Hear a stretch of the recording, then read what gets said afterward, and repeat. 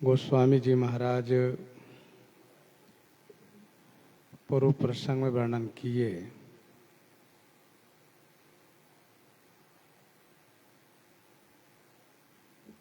मैं जो कविता बना रहा हूँ उसमें काव्य संबंधित एक भी रस नहीं है,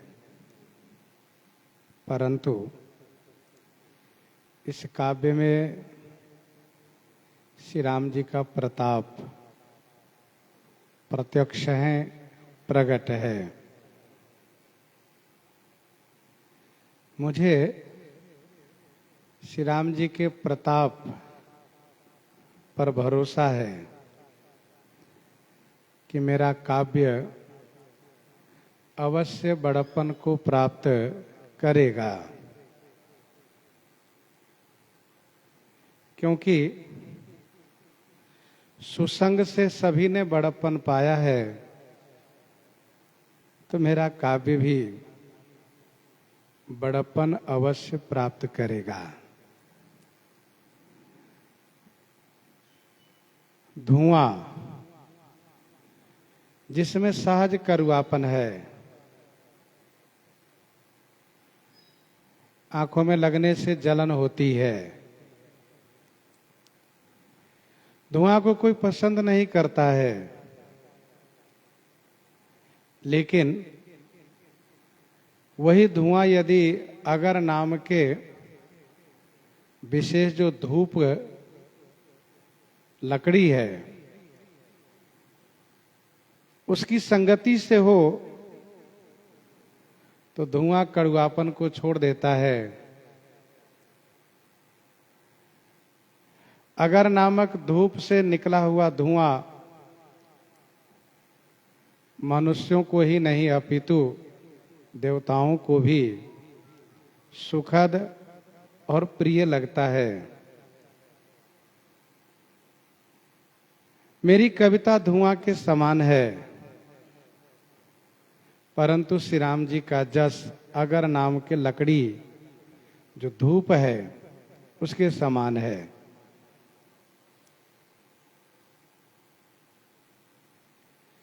बनित भदेश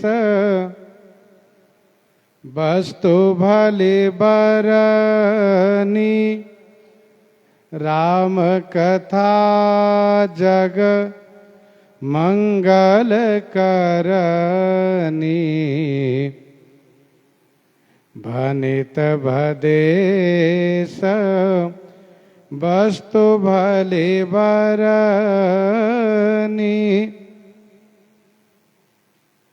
भनित भदेश वस्तु भली बरनी, राम कथा जग मंगल करनी।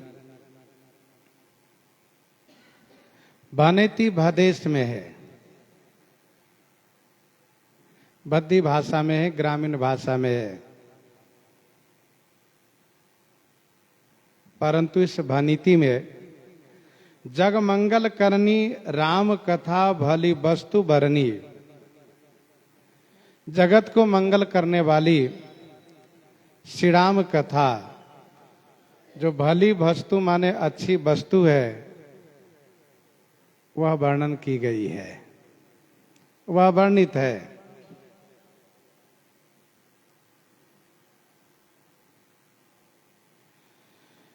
भनित भदेश वस्तु भली बरनी, राम कथा जग मंगल करनी।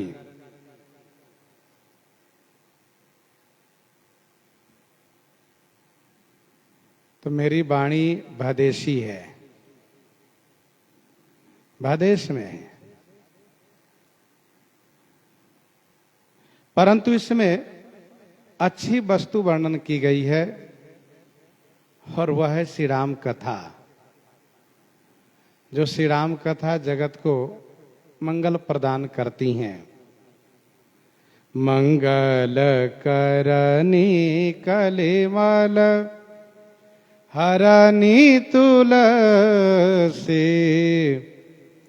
कथा रघु नाथ की गति कूर कविता सरित की ज्यों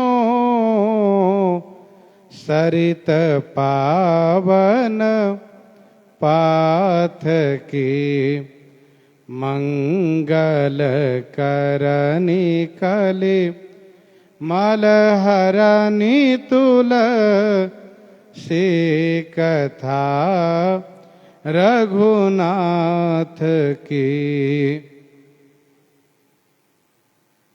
गोस्वामी तुलसीदास जी महाराज कहते हैं, कथा रघुनाथ की। श्री रघुनाथ जी की कथा मंगल करनी और कलिमल हरनी है।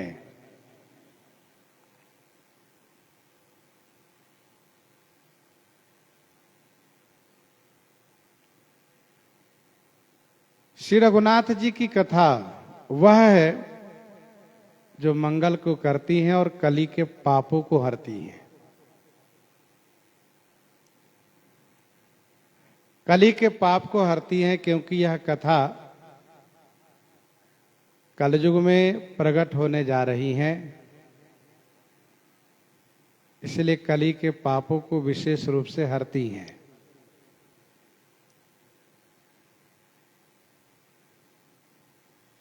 वह कलयुग जो पाप की मूर्ति है,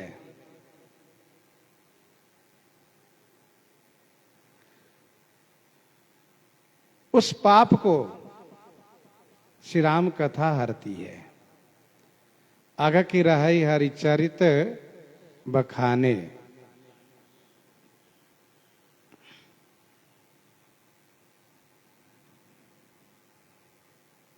चौपाई में जो बातें कही गई वही बात इस छंद के प्रथम चरण में है।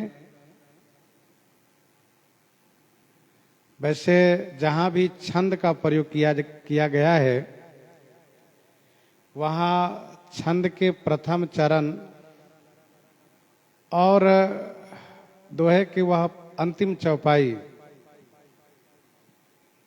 दोनों का संबंध होता है पूरैन कमल की भांति। इस संदर्भ में मानस मुखबंद में स्पष्ट किया जाएगा। आगे कहते हैं, गति कूर कविता सरित की ज्यों सरित पावन पाथ की गति कूर कविता सरित की ज्यों सरित पावन पाथ की।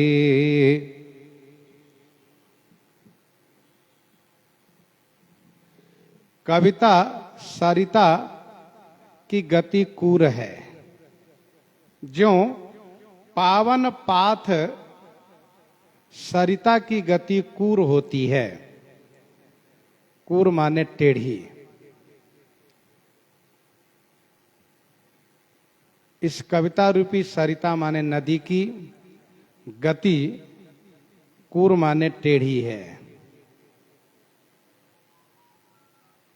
जिस प्रकार से पवित्र जल से युक्त नदी की गति टेढ़ी हुआ करती है,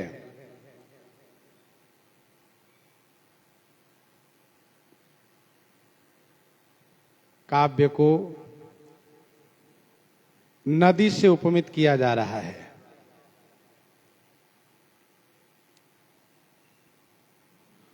उन नदियों से उपमित किया जा रहा है जो पवित्र नदी हैं, जो मनुष्यों के पापों को हरण करने वाली नदी हैं। श्री सरयू, श्री यमुना, श्री गंगा, श्री मंदाकिनी, श्री नर्मदा इत्यादि नदियों से कथा की उपमा दी गई है। इत्यादि नदियों की उपमा कथा से दी गई है।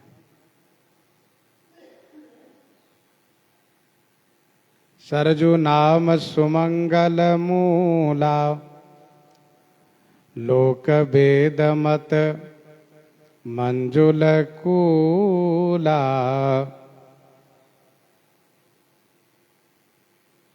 चली सुभग कविता सरिता सो, राम बिमल जस जल भरिता सो। पावन गंग तरंग माल से, पावन गंग तरंग माल से।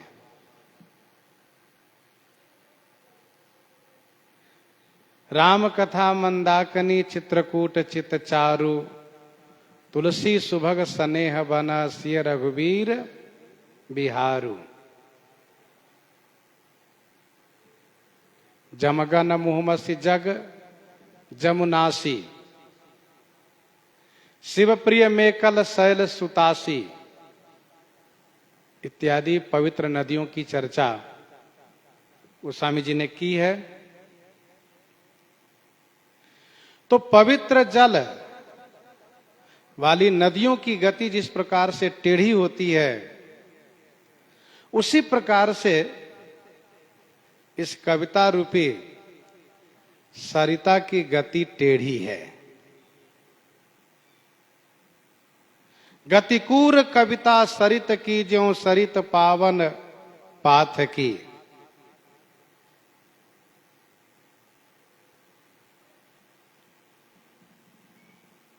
बल्कि नदी से कहीं विशेष टेढ़ी होती है कविता रूपी नदी की गति।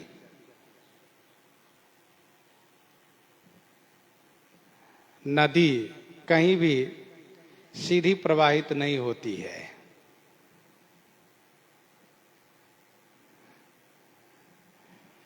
आप अयोध्या जी के पश्चिम दिशा में चले जाइए, वहां श्री सरजू जी हैं। उत्तर में श्री सरजू जी हैं ही। पूरब में जाइए, वहां भी सरजू जी।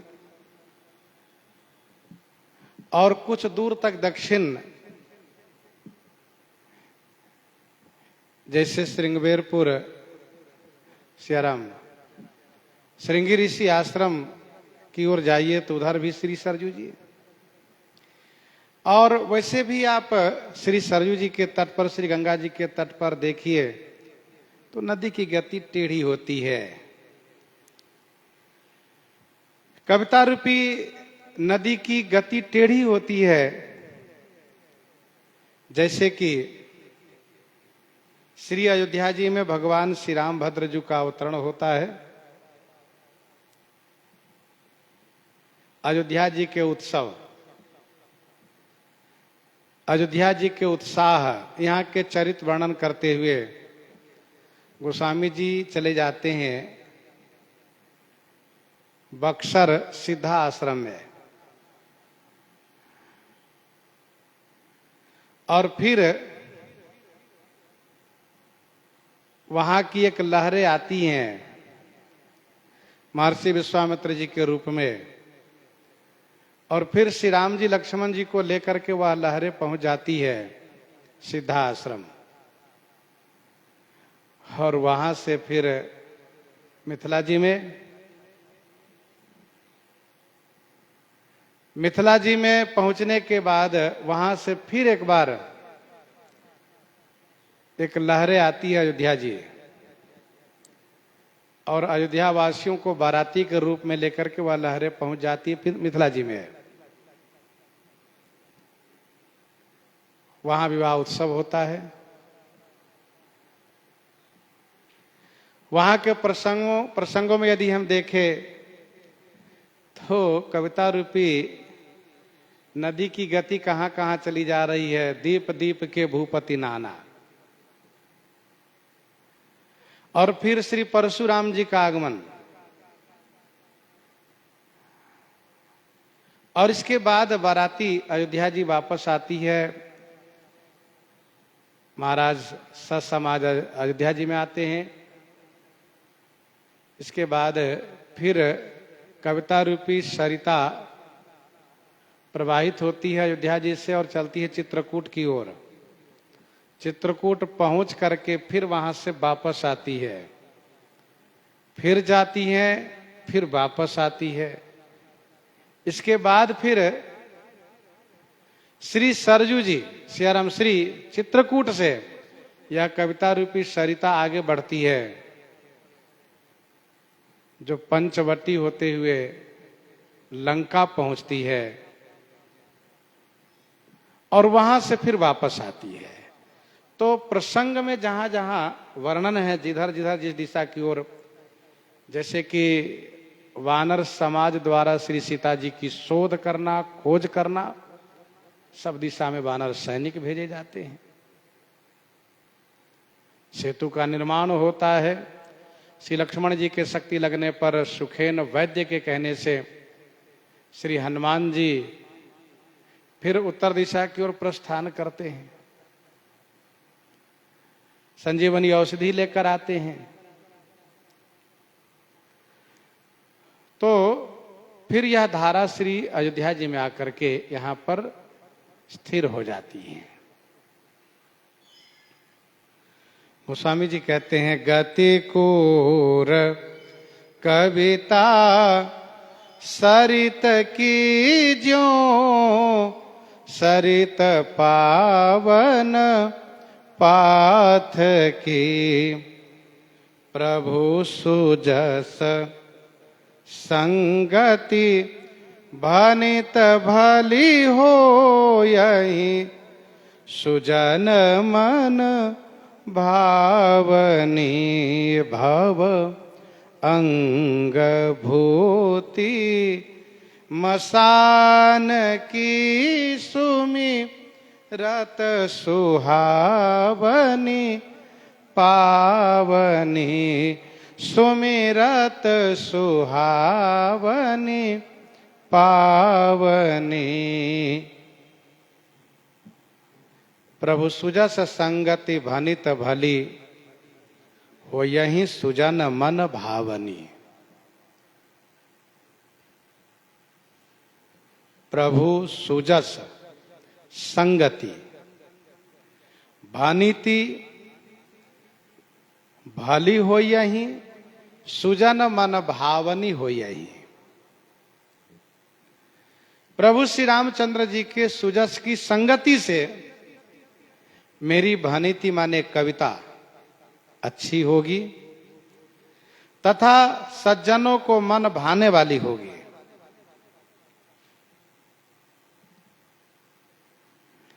प्रभु सुजस संगति भनित भली, हो यही सुजन मन भावनी। गोस्वामी श्री तुलसीदास जी का मन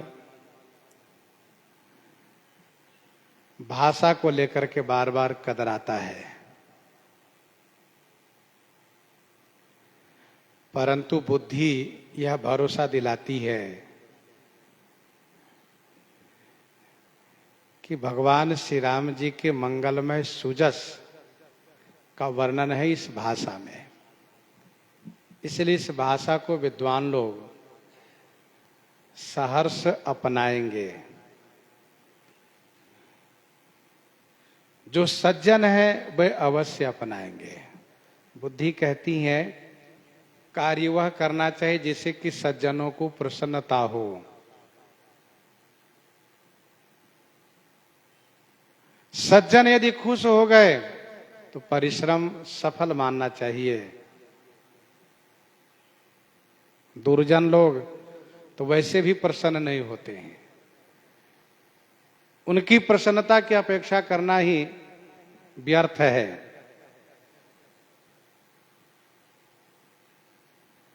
प्रभु सुजस संगति भनित भली, हो यही सुजन मन भावनी।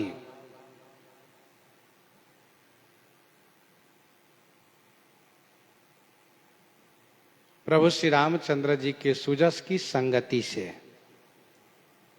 मेरी कविता अच्छी होगी, यह बुद्धि कह रही है। ईश्वर के एक गुण जिनमें हो वह सुशोभित हो जाता है, और जहां ईश्वर के अनेक गुण हो तो उनकी शोभा होने में कोई संदेह नहीं है, संदेह नहीं करना चाहिए।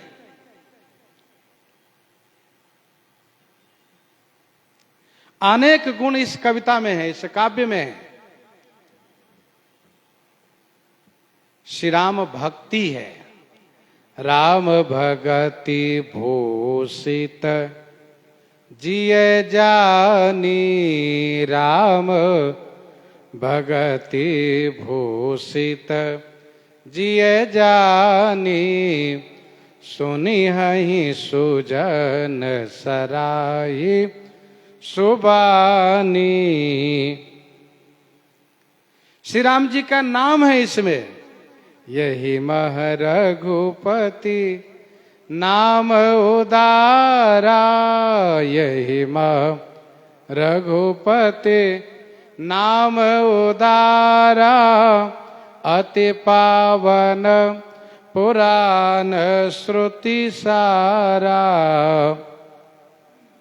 यही मह रघुपति नाम उदारा, अति पावन पुराण श्रुति सारा।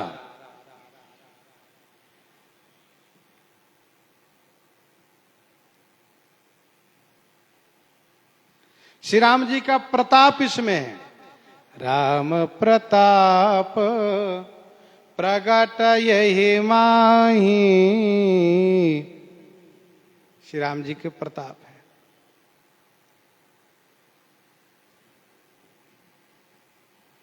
श्री राम कथा इसमें है, भनित भदेश वस्तु भले बरनी, राम कथा जग मंगल करनी।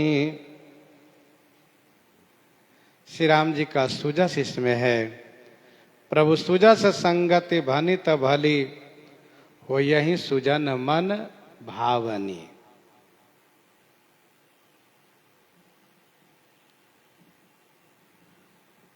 भव अंग भूति मसान की, सुमिरत सुहावनी पावनी।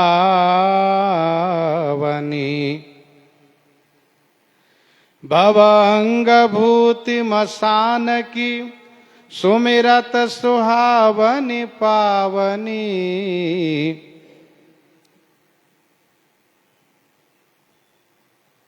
मसान की भूति भव अंग में लगने से, सुमिरत सुहावनी पावनी, अथवा यूं अर्थ कर लीजिए, भव अंग में जो मसान की विभूति लगी हुई है, भव अंग माने भगवान शिव के अंग में जो श्मशान की विभूति लगी हुई है, वह सुमिरत सुहावनी पावनी। सुमिरन करने में सुहावनी है और पावनी है। स्मरण मात्र से सुहावनी पावनी है।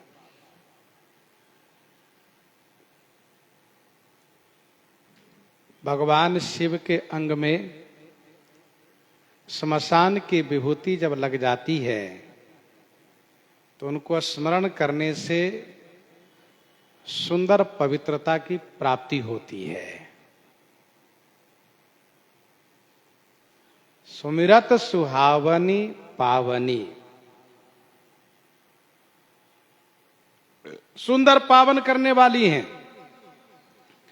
जबकि श्मशान की विभूति, श्मशान की आग, श्मशान की सभी वस्तुएं अपवित्र मानी जाती है। श्मशान में जाने के बाद स्नान करने का विधान है, स्नान करना चाहिए।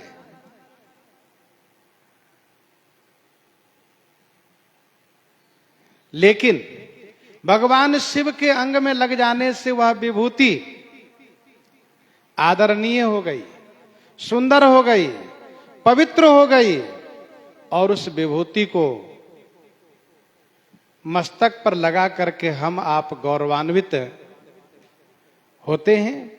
हम लोग अपने आप को गौरव महसूस करते हैं कि भगवान शिव के अंग की विभूति हमने प्राप्त की है।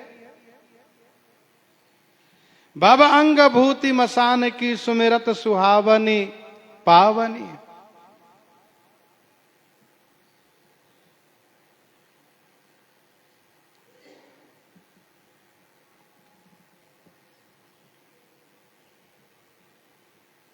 श्री कृष्ण गीतावली 49 में गोस्वामी जी ने लिखा, प्रियसम प्रिय स्नेह भाजन सखी, प्रियसम प्रिय स्नेह भाजन सखी, प्रीति रीति जग जानी। प्रियसम प्रिय स्नेह भाजन सखी, प्रीति रीति जग जानी।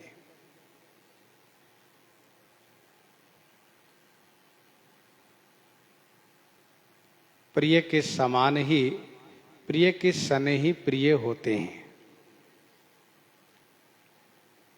तो भव अंग भूति मसान की सुमिरत सुहावनी पावनी। प्रिय लागहि अति सबहि मम, बनित राम जस संग। दारु विचारु कि करई को,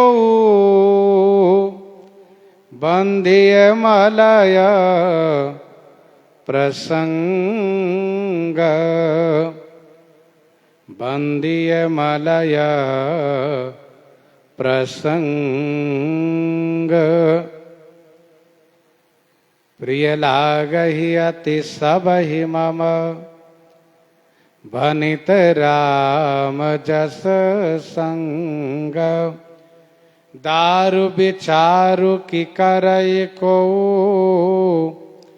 बंधिय मलय प्रसंग।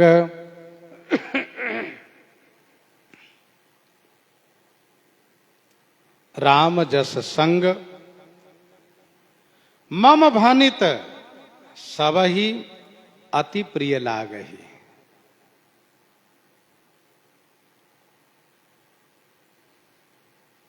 श्री राम जस की संगति से मेरी भानिति माने मेरी कविता, सबहि माने सभी को अतिशय प्रिय लगेगी।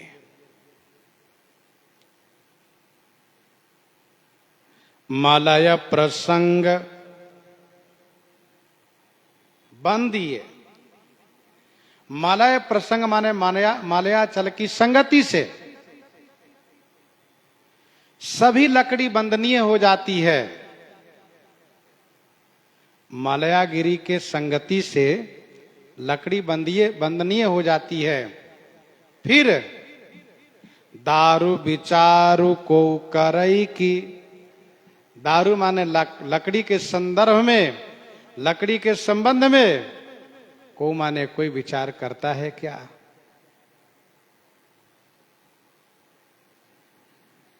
प्रिय लागहि अति सबहि मम, बनित राम जस संग। दारु विचारु कि करई को, बंधिय मलय प्रसंग।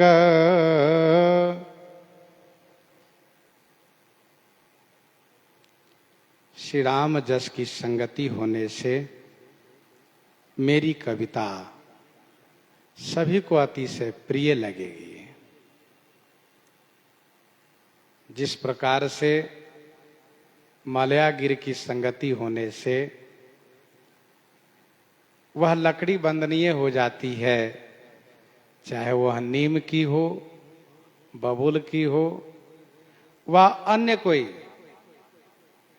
कुत्सित लकड़ी क्यों न हो।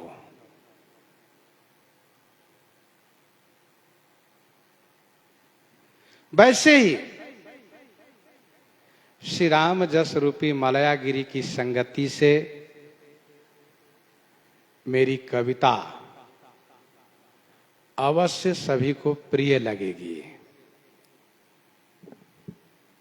किस प्रकार से? जिस प्रकार से चंदन सबको प्रिय लगता है। मलयागिर पर चंदन का वृक्ष होता है। उस वृक्ष के सन्निधि में रहने वाले और भी जो वृक्ष है वह चंदन के वृक्ष के समान हो जाया करते हैं, चंदन के वृक्षवत हो जाया करते हैं।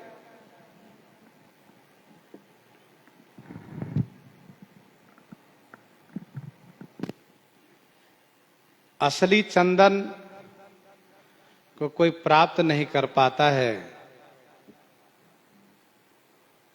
क्यों?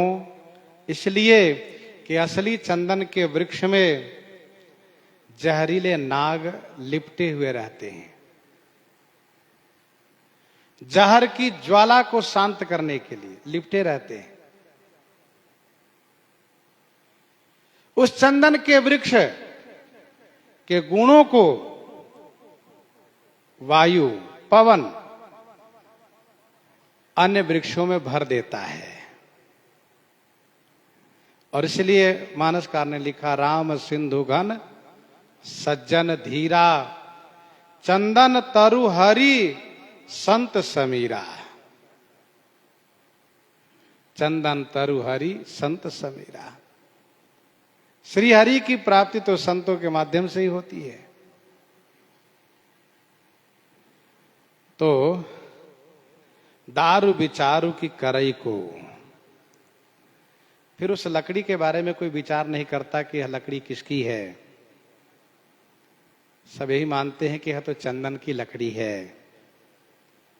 वैसे ही श्री राम सुजस की संगति होने से कोई यह नहीं विचार करेंगे कि यह कविता भाषा में है, बल्कि सब यह कहेंगे यह तो श्री राम कथा है, यह तो श्री रामचरित मानस है। श्याम सुरभि पय विसदयति, गुणद करहि सब पान। गिरा ग्राम्य सिय राम जस, गावहि सुनहि सुजान। गावहि सुनहि सुजान।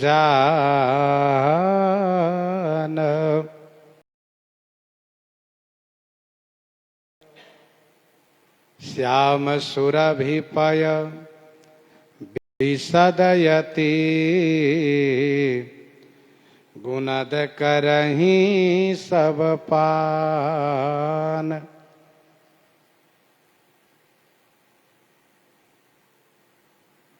श्याम सुरभि पय। श्याम सुरभि माने काली गौ। श्याम सुरभि माने काली गौ। श्याम माने काली, सुरभि माने गौ।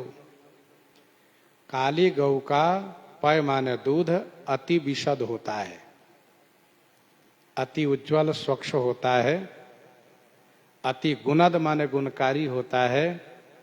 सब लोग बड़े उमंग उत्साह के साथ उस दूध का पान करते हैं, करें सब पान। वैसे ही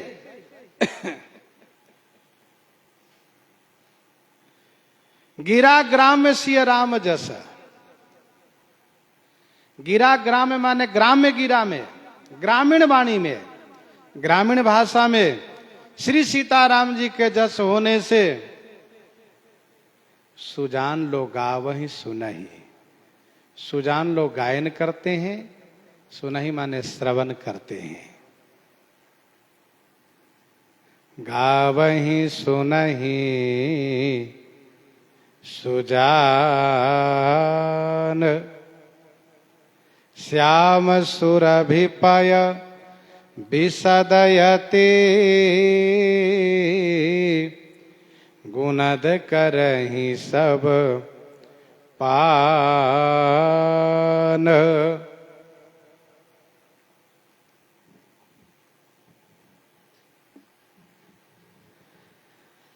काली गौ का दूध अति विशद, अति गुणद, अति प्रिय हुआ करता है। गौ तो काली है लेकिन दूध अति स्वच्छ है। वैसे मेरी कविता काली गौ के समान है। श्री राम जस रूपी स्वच्छ गुणकारी दूध है, इसे प्राप्त किया जाता है।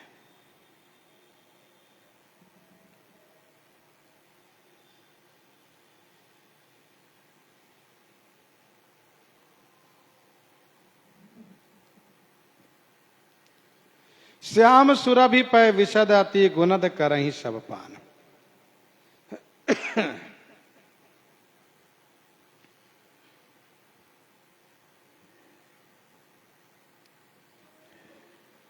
गौ का पांचों मंगलकारी है। दूध, दही, घी, मूत्र, गोबर।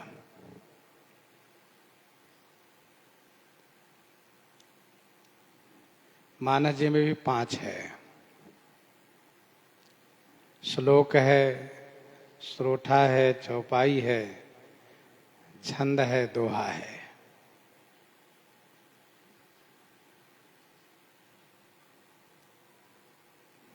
राम कथा जग मंगल करनी। चौपाई है, मंगल करनी कलिमल हरणी तुलसी कथा रघुनाथ की।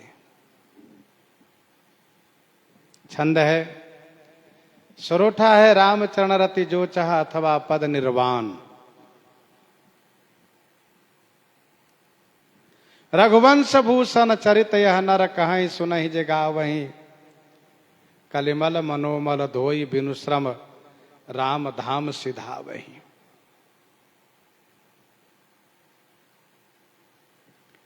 तो श्याम सुरभि पय विशद अति गुणद करहीं सब पान। गिरा ग्राम्य सिय राम जस गावहीं सुनहि सुजान।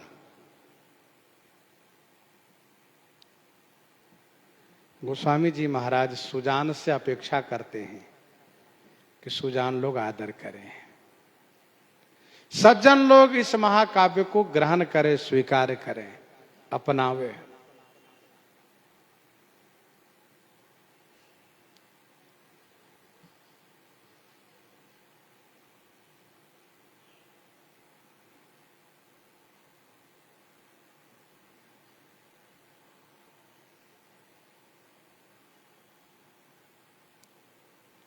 श्याम सुरभि पय विशदयति गुणद करहीं सब पान। काली गौ का दूध विशेष उज्जवल होता है, ऐसा माना गया है। उज्जवल तो सब दूध होता है, लेकिन विशेष होता है काली गौ का दूध। गुणद माने गुणकारी होता है, बात नाशक होता है। इसलिए काली गौ का दूध विशेष लोकप्रिय है।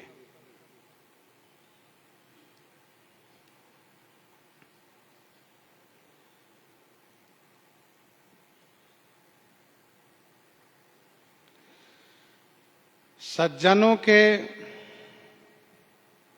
ग्रहण करने के लिए, सज्जनों को स्वीकार करने के लिए अनेक कारण है। राम नाम जस अंकित जानी।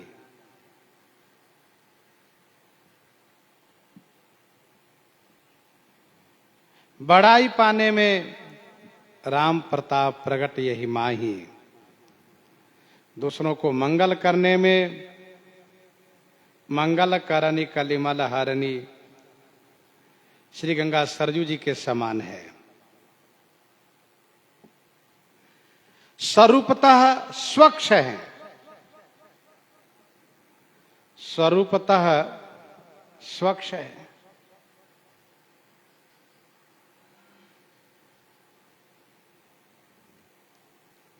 पवित्र है। बाबांग भूति मसान की सुमिरत सुहावनी पावनी बद। सभी को प्रिय लगने में चंदन के समान है। सज्जनों को ग्रहण करने के लिए राम नाम जस अंकित जानी। बड़ाई पाने में यह काव्य राम प्रताप प्रगट यही माही। दूसरों को मंगल करने में गंगा श्री सरजू जी के समान। मंगल करणी कलिमल हरण तुलसी कथा रघुनाथ की गतिकूर कविता। सरित की जो सरित पावन पाथ की। अपना स्वरूप पवित्र एवं स्वच्छ है। भवंग भूति मसान की सुमिरत सुहावनी पावनी। और सभी को प्रिय लगने में चंदनवत हैं। दारु विचारु की करई को बंदिए मलय प्रसंग।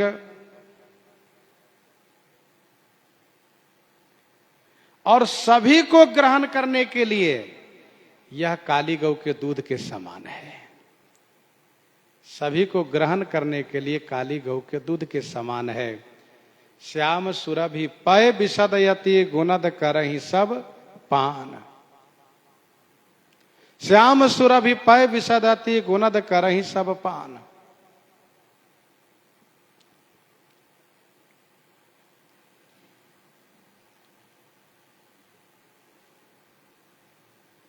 गिरा ग्राम में सिय राम जस गावहि सुनहि सुजान।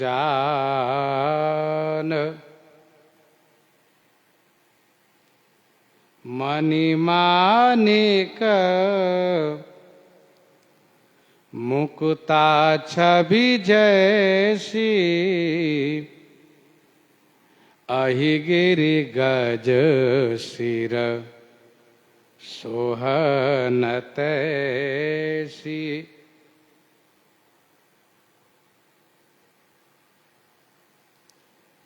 गोस्वामी जी ने कहा अमुक अमुक गुण के कारण यह काव्य सबको प्रिय होगा। तो किसी ने कहा कि किसी को प्रिय हो या न हो, कोई गावे या ना गावे, पर आपको तो प्रिय होना चाहिए और आप गाएंगे ही। आप गाइए। तो इस संदर्भ में गोस्वामी जी कहते हैं कि मणि मानिक मुकुता छवि जैसे। अहि गिरि गज सिर सोहन तैसी। मणि मानिक मुकुता छवि जैसी। मणि मानिक मुकुता छवि जैसी। अहि गिरि गज सिर सोहन तैसी। मणि मानिक मुक्ता की जैसी छवि है, जैसी उनकी शोभा है, वैसी शोभा वहां वह नहीं पाती है जहां से वह उत्पन्न होती है। अहि गिरि गज सिर सोहन तैसी। अहि सर्प के मस्तक पर, गिरि पर्वत पर, पर्वत के मस्तक में, गज हाथी के मस्तक में वह वैसी शोभा नहीं पाती है।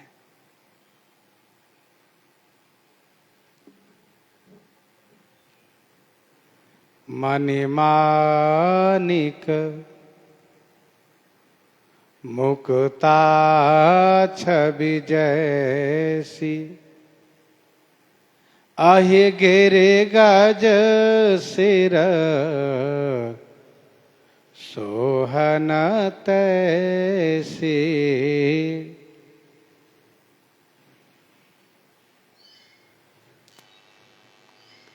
मणि सर्पों के मस्तक में होती है, मानिक पर्वत में, और मुक्ता गज माने हाथी में।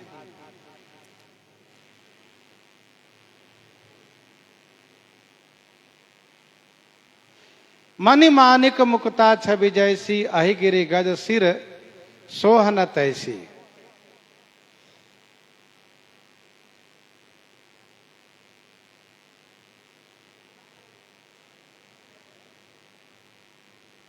मणि उत्तम है, माणिक मध्यम है, मुक्ता सामान्य है। मैं कविता बनाऊं और मैं ही गाऊं तो कविता की वैसी शोभा नहीं होगी।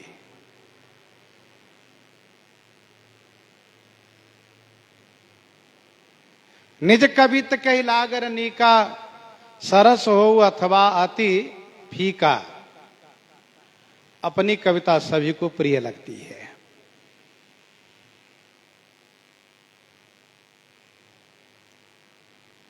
तो अहि गिरि गज सिर सोहन तैसी, नृप किरीट तरुणी तनु पाई। लहहि सकल सो भा अधिकाई। लहहि सकल शोभा अधिकाई।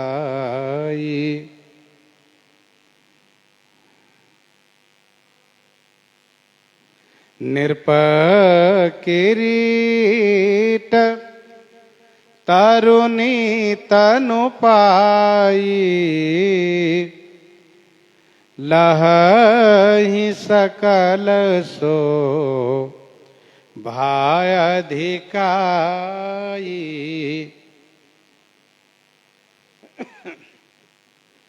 नृप किरीट तरुणी तनु पाई, लहहि सकल शोभा अधिकाई।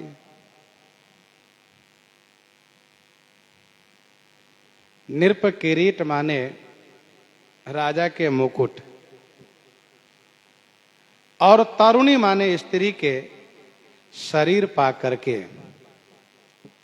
सकल अधिकाई शोभा लहई। सकल माने सभी, वह मणि मानिक मुक्ता अधिकाई शोभा लहई माने अति अधिकता के साथ शोभा प्राप्त करती हैं।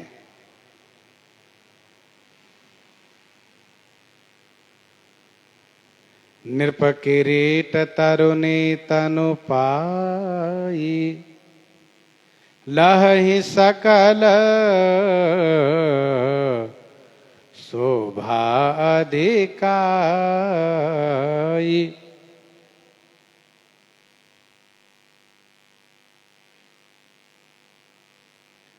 यहाँ पर प्रश्न ये उठता है कि मणि मानिक मुक्ता तीन नाम लिए गए और शोभा पाने में दो ही का नाम लिया गया, नृप किरीट तरुणी तनु पाई। ऐसा क्यों? इसका समाधान यह है कि यह कवि की इच्छा पर होता है, कवि के उमंग पर होता है। एक उदाहरण दे, दो उदाहरण दे, और अधिक उदाहरण दे, फिर भी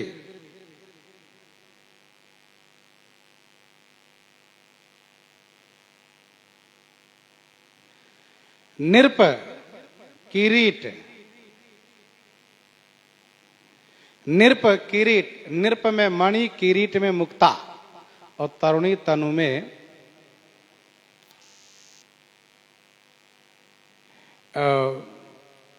नृप में मणि, किरीट में मानिक और तरुणी तनु में मुक्ता, ऐसा अर्थ लगाया जा सकता है। नृप में मणि, किरीट में मानिक और तरुणी तन के शरीर में, तरुणी के शरीर में, स्त्री के शरीर में मुक्ता।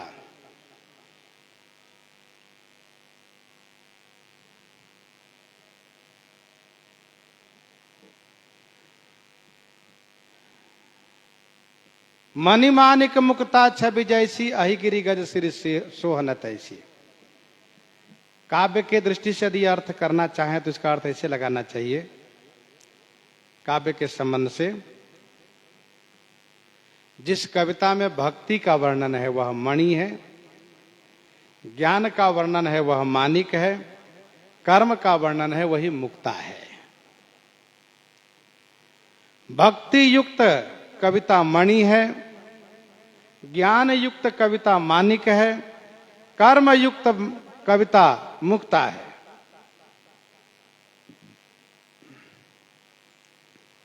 ब्रह्म निरूपण धर्म विधि वर्ण तत्व विभाग, ब्रह्म निरूपण धर्म विधि वर्ण तत्व विभाग, कहीं भगति भगवंत के संयुत ज्ञान विराग, कहीं भगति भगवंत के संयुत ज्ञान विराग।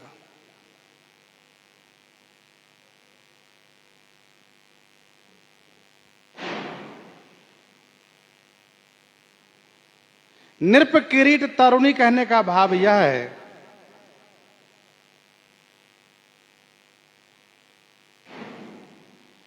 कि सुंदर कवि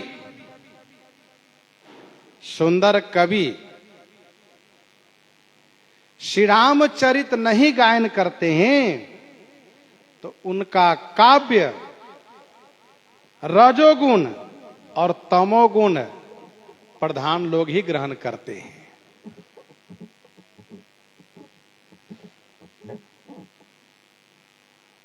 नृप किरीट तरुणी तनुपाई, लहई सकल शोभाधिकाई। कहने का अभिप्राय यह है कि सुंदर कवि यदि श्री रामचरित का वर्णन नहीं करते हैं, श्री राम कथा नहीं गाते हैं, तो उनका काव्य रजोगुण नृप किरीट, तमोगुण तरुणी तनु, यही दोनों ग्रहण करते हैं। ऐसा भी समझना चाहिए। फिर किसी ने पूछा, महाराज आपकी कविता कैसी है? आपने मणि मानिक मुक्ता की चर्चा की।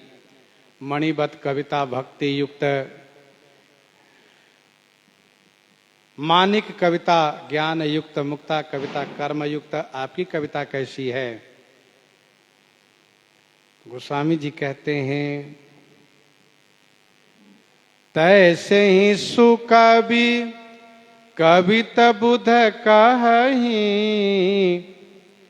उपजहि अनत अनत छवि लहहीं, उपजहि अनत अनत छवि लहहीं,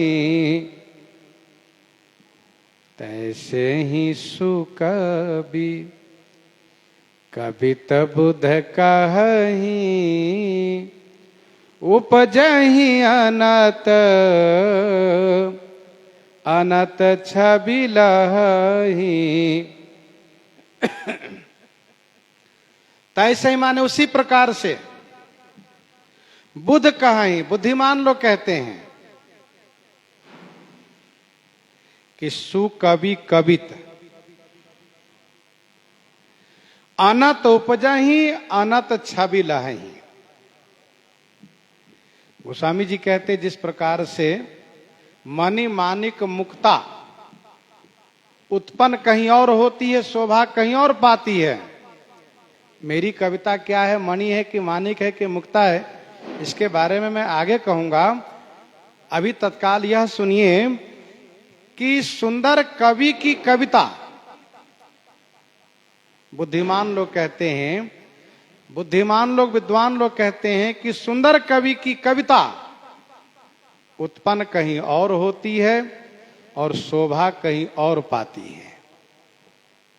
उपजहि अनत अनत छवि लहहीं, उत्पन्न अन्यत्र होती है, शोभा अन्यत्र पाती है।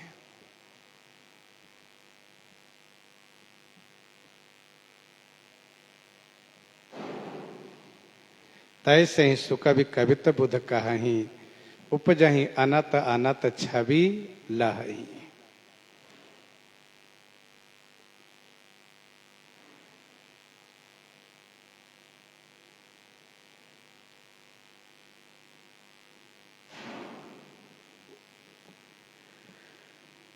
ब्रह्म सूत्र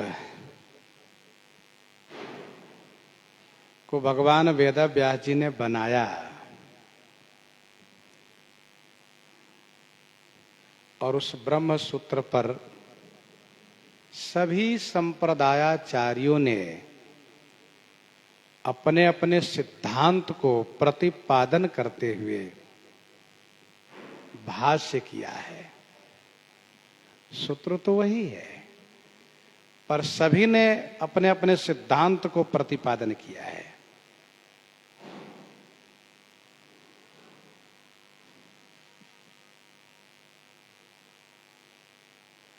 गोस्वामी जी कहते हैं, बुद्धिमान लोग ऐसा मानते हैं, कहते हैं कि सुंदर कवि की कविता उत्पन्न कहीं और होती है, शोभा कहीं और पाती है।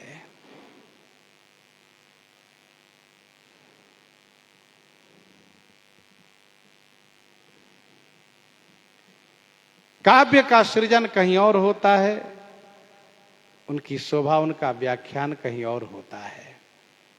कवि बनाते हैं, कोविद उनका व्याख्यान करते हैं, भाष्य करते हैं।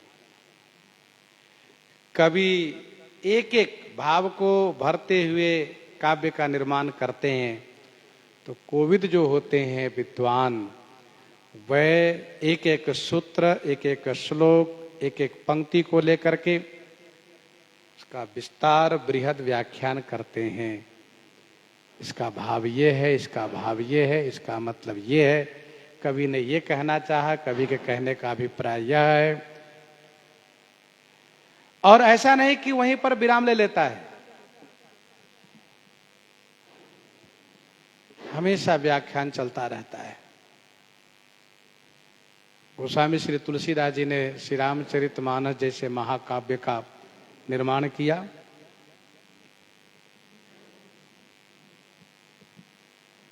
इसके प्रथम टीकाकार पूज्य श्री करुणा सिंधु जी महाराज,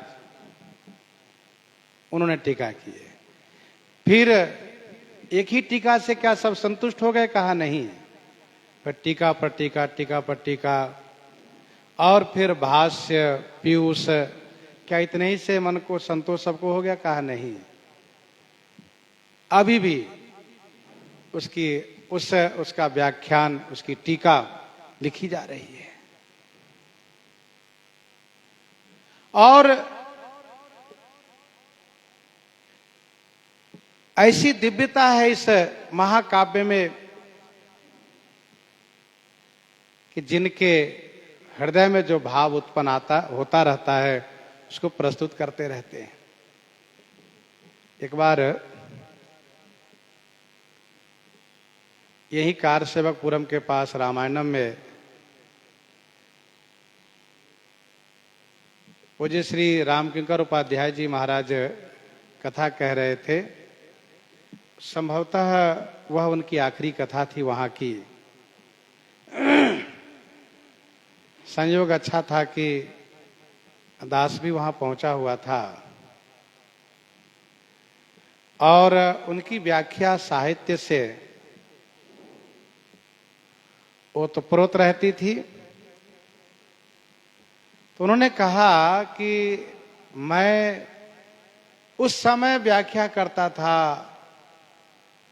और फिर अब मैं उस प्रसंग को चिंतन करता हूं, तो मुझे लगता है कि नहीं, और इसमें नवीनता है, और नवीनता है। और मैं यही कहना चाहूंगा कि ऐसा नहीं कि मैं जो कह रहा हूं बस यहीं तक है, इसमें नवीनता मिलती ही जाएगी। निज निज मति मुनि हरि गुण गाव वहीं, निज निज मति मुनि हरि गुण गाव वहीं, निगम शेष शिव पार न पावे। एक बार एक संत जी ने मुझसे कहा कि एक बार कथा कह लोगे, दूसरी बार कह लोगे, इसके बाद फिर मन उब जाएगा। हमने कहा तब देखेंगे जब मन उबेगा। इतने वर्ष हो ही गए, 1995 से लेकर के 22 चल रहा है, मन भरा ही नहीं, उबने की तो बात बहुत दूर की है।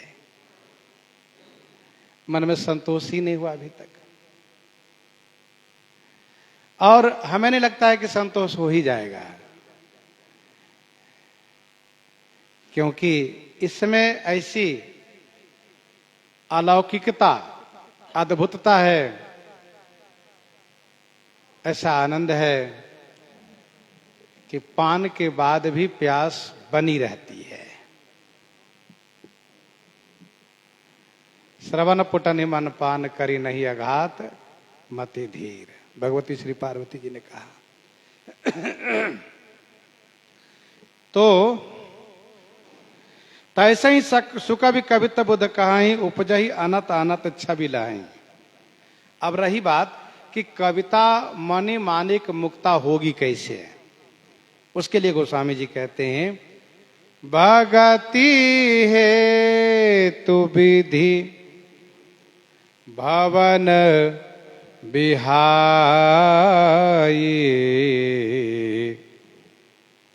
सुमिरत सारद आवति धाई, भगति हेतु विधि भवन बिहाई,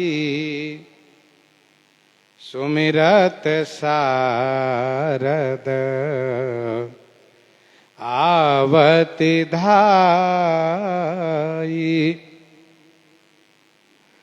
भगति हेतु विधि भवन बिहाई, सुमिरत सारद आवति धाई। भगति हेतु माने भक्ति के वास्ते, भक्ति के लिए।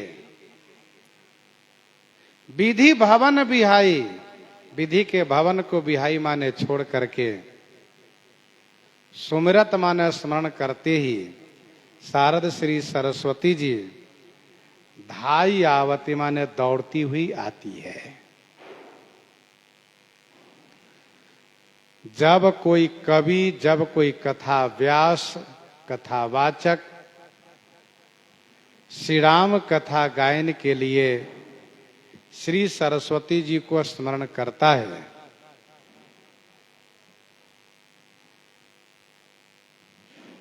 वर्णानाम अर्थ संघानाम रसानाम छंदसामपि मंगलानाम च कर्तारो वंदे वाणी विनायको। श्री सरस्वती जी को जैसे कोई स्मरण करता है, वैसे ही श्री सरस्वती जी भक्ति के लिए, भक्ति के वास्ते विधि भवन को छोड़ करके, विधि भवन जैसे ऐश्वर्य को छोड़ करके, विधि भवन की गति चाल को छोड़ करके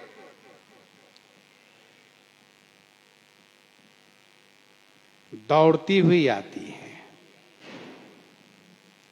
दौड़ती हुई आती है। इससे यह स्पष्ट हुआ कि श्री सरस्वती जी की निष्ठा, भक्ति श्री राम जी में अद्भुत है।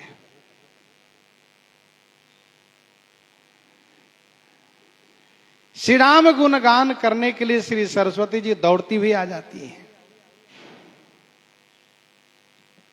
और इसलिए कहा, जेहि पर कृपा करहि जन जानी, जेहि पर कृपा करहि जन जानी, कवि उर अजिर नचावहि बानी।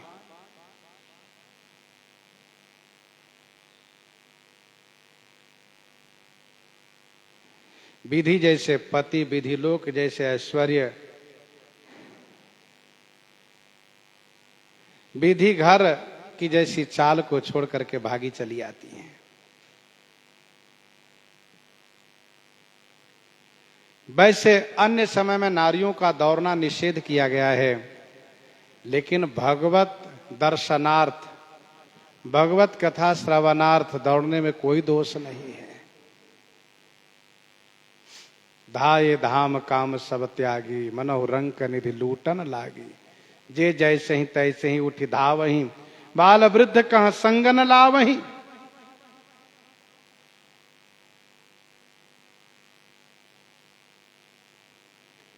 जे नर नारी न अवसर आए, तिन सिय रामन देखन पाए, सुनि स्वरूप बूझई अकुलाई। अब लग गए कहाँ लगे भाई, समरथ धाई बिलो कहीं जाइए, कोई दोष नहीं। श्री सरस्वती जी की निष्ठा भक्ति श्री राम जी में है, तभी तो देखे मनोहर चारियु जोरी, देखे मनोहर चारियु जोरी, शारद उपमा सकल ढंढोरी, देतन बनई निपट लघु लागी, एक टक रही रूप अनुरागी, एक टक रही रूप अनुरागी। लहकौरी गौरी सिखाव राम ही, सिए संसारद कहे। कपट नारी बर वेश बनाई, मिली सकल रनिवास ही जाई, करहि गान कल मंगल वाणी। तो भगति हेतु विधि भवन बिहाई, सुमिरत शारद आवति धाई। एक संत महापुरुष ने ये कहा कि श्री सरस्वती जी का 4 रूप है, 4 स्थान है। श्री सरस्वती जी के निवास का 4 स्थान है, नाभि, हृदय, कंठ और मुख, और 4 नाम से रहती भी है, परा, पश्यंती, मध्यमा, वैखरी। श्री सरस्वती जी को जब हम स्मरण करते हैं तो वह नाभि जो देश है वह ब्रह्मलोक है, नाभि जो देश है वह ब्रह्मलोक है। वहां परा नाम के वाणी से विराजित हैं। तो नाभि से हृदय में आती है पश्यंती बन करके, कंठ में विराजित होती है मध्यमा बन करके, और जिह्वा पर वैखरी बन करके विराजित होकर के उच्चारण करती हैं, परा, पश्यंती, मध्यमा, वैखरी। यह 4 नाम है श्री सरस्वती जी का, वाणी का। रामचरित सर बिनु अनहबाए, सो श्रम जाई न कोटि उपाये। रामचरित सर बिनु अनहबाए, रामचरित सर बिनु अनहबाए, सो श्रम जाई न कोटि उपाय। जब कोई दौड़ के आता हो तो उनको थकान लगती है। श्री सरस्वती जी ब्रह्मलोक से दौड़ती हुई आती है तो उनको थकान लग जाती है। उनकी थकान को दूर करने के लिए श्री रामचरित रूपी सरोवर में स्नान कराना चाहिए। अर्थात श्री सरस्वती जी को बुला करके श्री राम गुण की ही चर्चा करनी चाहिए। रामचरित सर बिनु अनहबाए, श्री रामचरित रूपी सर माने सरोवर में बिनु अनहबाए, बिना स्नान कराए, सो श्रम जाई न कोटि उपाये। सो श्रम जाई न कोटि उपाय, कोटि उपाय सो श्रम न जाई। कोटि उपाय माने करोड़ों उपाय करने से सो श्रम न जाई, वह श्रम नहीं जा सकता। इसीलिए कवि को विद अस हृदय विचारी, गावहि हरि जस कलिमल हारी। कवि को विद अस हृदय विचारी, गावहि हरि जस कलिमल हारी। कवि कोविद अस हृदय विचारी, कलिमल हारी हरिजस गावहीं। कवि और कोविद ऐसा हृदय से विचार करके कली के पाप को हरने वाला जो श्री हरि श्री राम जी का सुजस है उसी को गायन करते हैं। गायन करते हैं तो उनकी कविता मणिमाणिक मुक्ता बनती है।